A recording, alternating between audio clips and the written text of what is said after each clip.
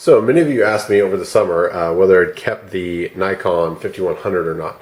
And the answer is no. Before you, just for point of reference, is the Nikon D80 that I use on a lot of my shots.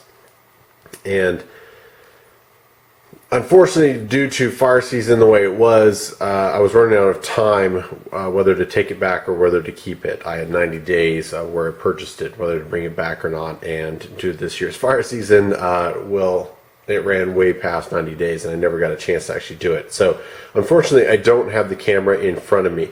So if somebody is finding this video who doesn't normally watch my channel and is looking for a review on the digital SLR, the 5100 Nikon, this is probably not going to be for you. But for those of you interested in why I chose not to keep it, partially I already have the Nikon D80. The Nikon D series is a little bit higher quality than the 5100. I will say that the active matrix and the sort of the newer upgrades of the Nikons, obviously the Nikon D90 would be an upgrade for this, but this is a little bit heavier body.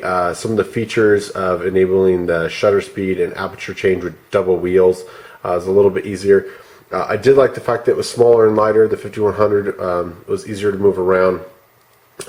Because of that, it also, you really needed to use it with a tripod if you're going to do any sort of video and whatnot.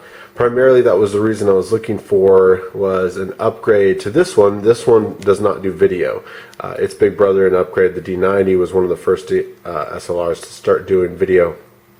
And what I'll do is I'll try to put in some photos of that. Originally, I talked about getting the 5100 in the sort of inside the B Studio look. I'll put up there. It's not a very exciting video, but it was kind of an inside look of how I had everything set up. And one of the things I had to do was I had to steal the stereo microphone off of my my helmet setup for my motorcycle vlogging, and I had to put that in there simply because the automatic focus motors in this came through the microphone, which I found extremely annoying.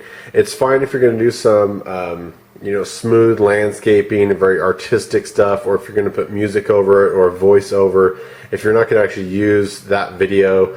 But it became very difficult if you're going to do any sort of water, the bubbling brook, and you want that water sound, you got to put it on the manual focus.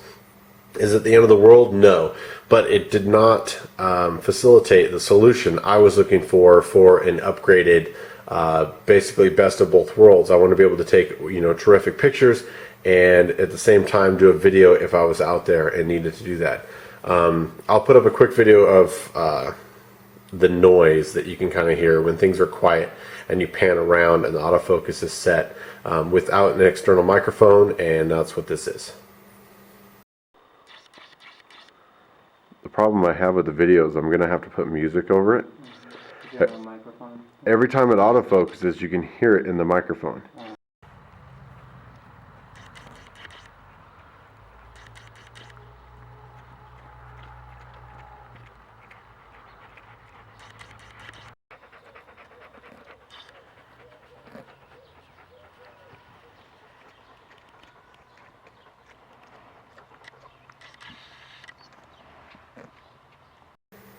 Now, one of the reasons I have been posting some pictures on Facebook is because the way I use a very cheap and free video editing system on this that allows me to put pictures and videos on there. For whatever reason, there's a feature on there that it automatically decides whether to sort of transition the pictures with the pixeling blocking and whatnot. I really don't think the pictures come out that well on my videos, and so especially doing a camera review or something like that, or if some of you guys wanted to see the fire pictures in better quality, those will be on the Facebook, or the Beast Facebook, that I'll put a link down below in the box. But basically, those of you who are interested in outdoor photography and things like that, I'm going to use the Facebook as basically a way to publicly show the pictures.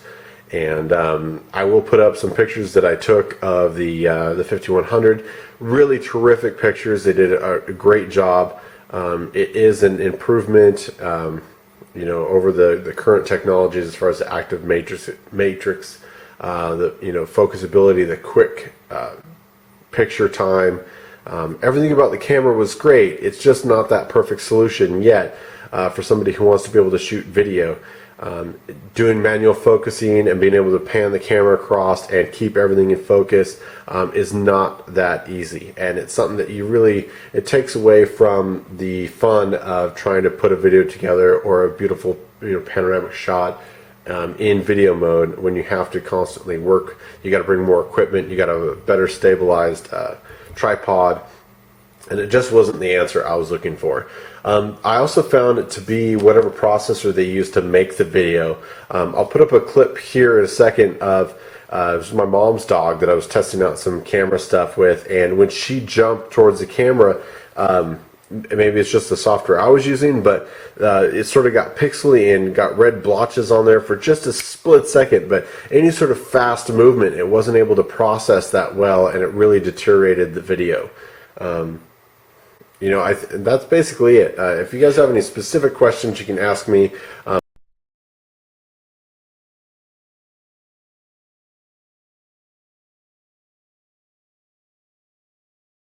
I wish I still had the camera in front of me so you guys could at least see what I'm talking about. Unfortunately, I had to take it back within the allotted time, and I used that to pick up a couple other cameras, which some of you guys saw in some of the update videos this summer that I did real quick. And even the Panasonic, I did not end up keeping. It had a terrific zoom. I'll find the video real quick if you guys are interested. It was a great camera. It was a Panasonic video camera. I realize I'm kind of extending this review into that, and it had a terrific view or zoom, but it only did 1080i and 1080p, super high quality, and it did it in its own special format that a lot of the newer higher cameras are using it, and I wasn't able to mix.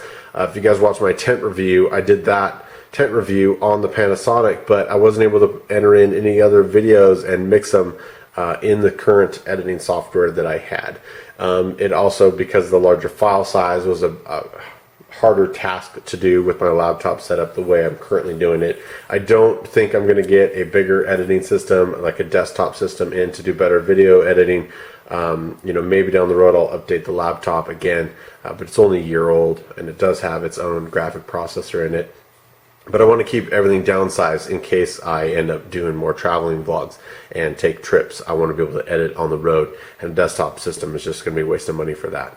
So I hope that answers all your questions. Again, if you really want to see the actual pictures in high quality, I'll put them up on the Facebook. I'll probably put a few on this video, but to actually really, if you guys are looking for the camera for its photographic ability, and to be honest, the one I'm taking this video with is a Nikon. It's a smaller Nikon, and I will do a video of it later, but it is the one I used all fire season, and is absolutely terrific, and it really blends a lot better than the digital SLR did, whether the fantastic pictures it took. So I'm going to stop blabbing. I appreciate you guys watching, and thank you for your time.